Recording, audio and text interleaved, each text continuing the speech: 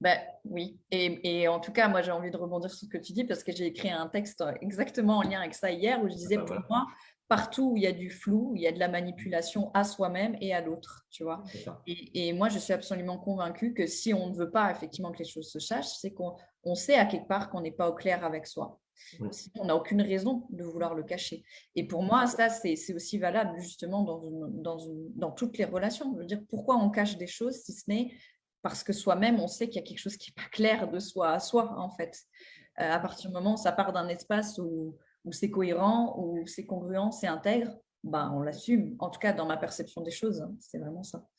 Donc, Et bien ouais. sûr, si une relation commence, on est totalement transparent avec là où on est des relations actuelles. Mm. Ça aussi, c'est très, très fréquent, les gens qui ont un sex friend, des plans cul, des trucs comme ça, et qui commencent une relation parce qu'en même temps, ils sont, on va peut-être en parler, dans ce que moi j'appelle la posture indéterminée, Oui. et donc ils prétendent vouloir quelque chose, mais dans la relation naissante, les choses ne sont pas dites. On ne dit pas, tu sais, au fait, j'ai un plan cul, j'ai un sex friend, on ne C'est dit ça. pas ça. Et on trouve des tas de justifications pour ne pas le dire. Et là encore, pourquoi ne pas le dire s'il n'y a pas de problème avec ça? Pourquoi ne pas assumer? Pourquoi pas avoir le minimum d'intégrité? On envisage, on prétend envisager une relation engagée, intime, donc qui est le partage d'intimité le plus grand possible.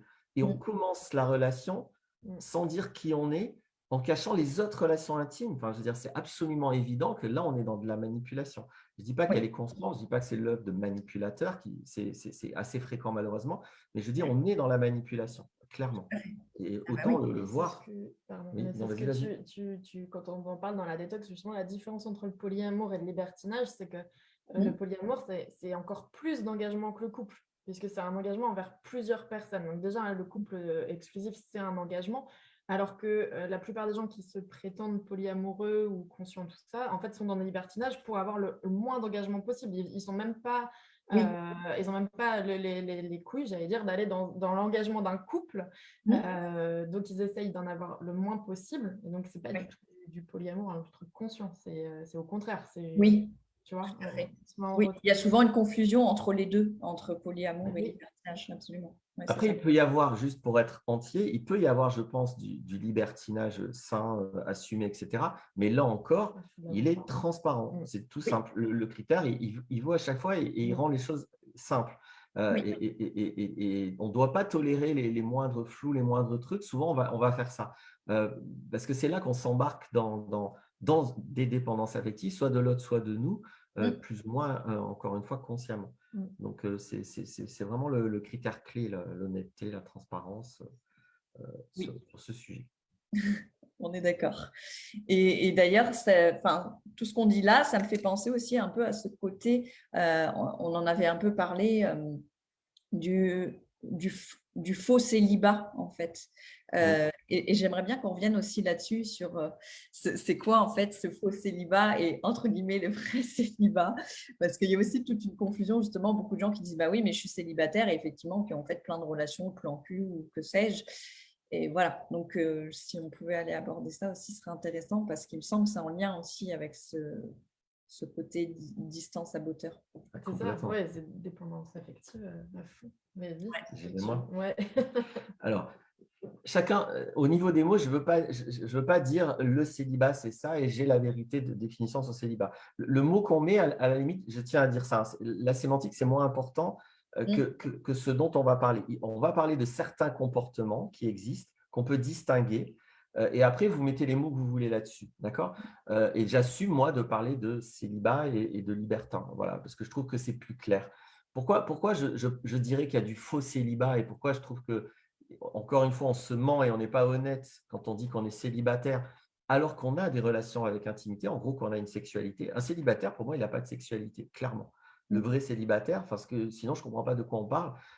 Pourquoi je dis ça? Il n'y a pas de jugement moral, hein. C'est juste Ouais, que à partir du moment où on a une sexualité, aussi légère qu'on prétend l'être, ou même si on la vit comme ça, bah, psychologiquement, il y a une relation. Elle est peut-être pas cadrée, c'est peut-être n'importe quoi, il y a peut-être pas de respect, ou il y a peut-être, c'est peut-être, comment je peux dire, euh, euh, clair et assumé entre les deux personnes, mais peu importe, il y a des relations. Et Mm. du coup, c'est quoi ces relations? Elles n'ont pas de nom. Donc, psychologiquement, on est totalement dans l'éludation, on est totalement dans le déni, parce qu'on se prétend célibataire alors qu'on a des relations. Et même si c'est un plan cul, bah, c'est une relation.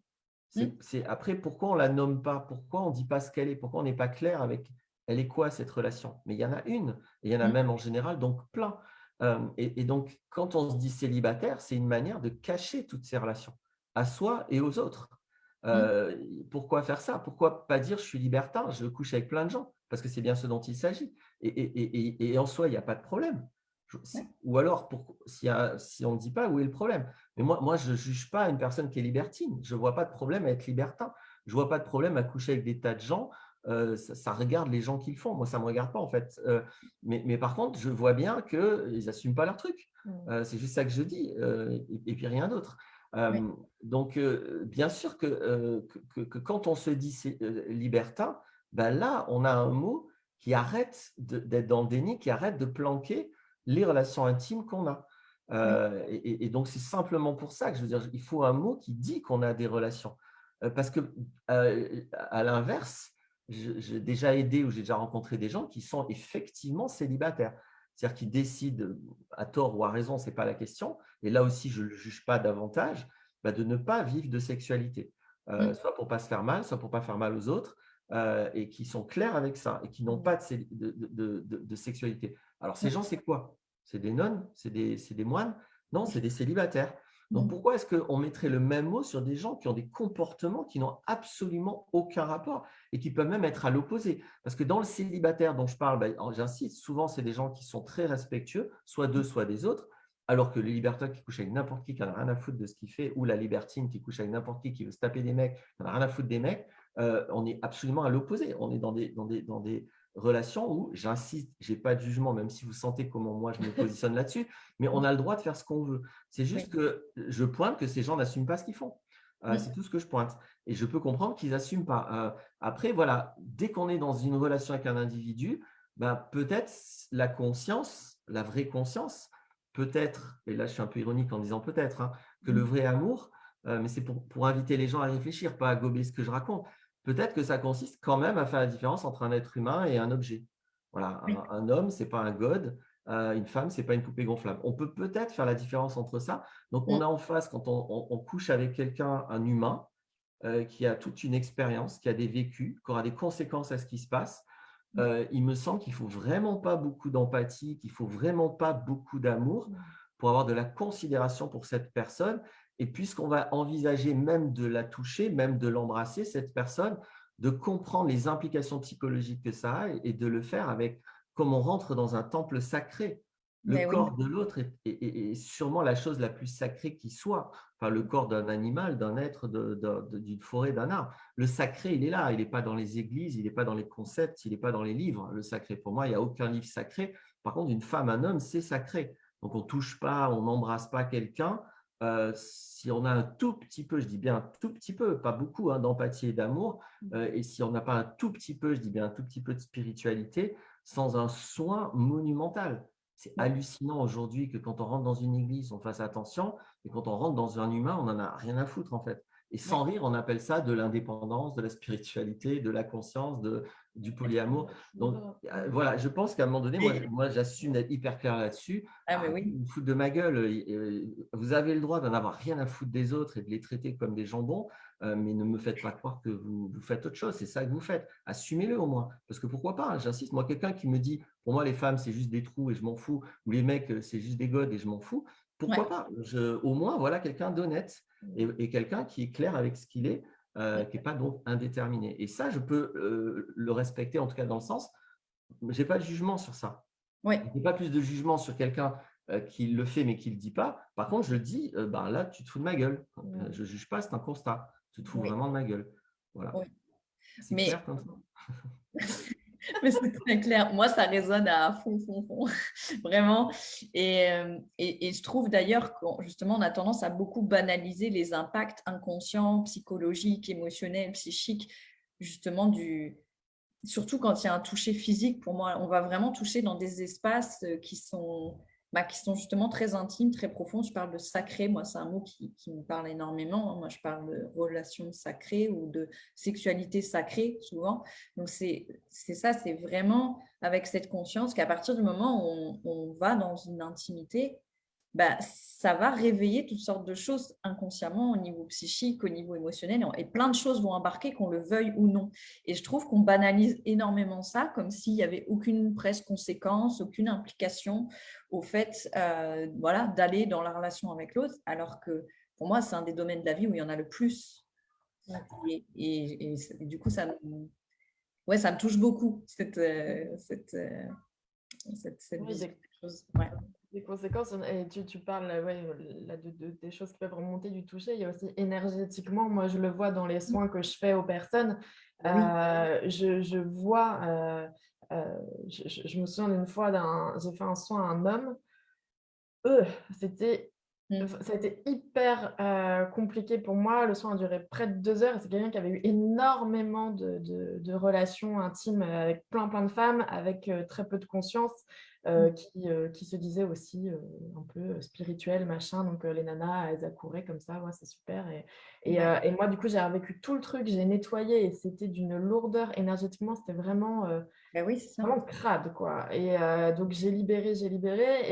Et c'est sûr qu'il y a des empreintes énergétiques aussi de l'autre. Et donc, quelqu'un aussi qui a plein d'amants, plein de maîtresses, ça joue sur les uns sur les autres après, en fait. C'est que tu ramènes des choses aussi Oui. dans le lit de celui d'après ou de celle d'après. Tu ramènes aussi ce que tu as pris de l'autre. Enfin, on ne se rend pas compte de tout ça. Et autant il y a des gens, ils vont penser à prendre une douche, tu vois, après avoir une sexualité, mais une douche énergétique, de temps en temps, c'est pas mal.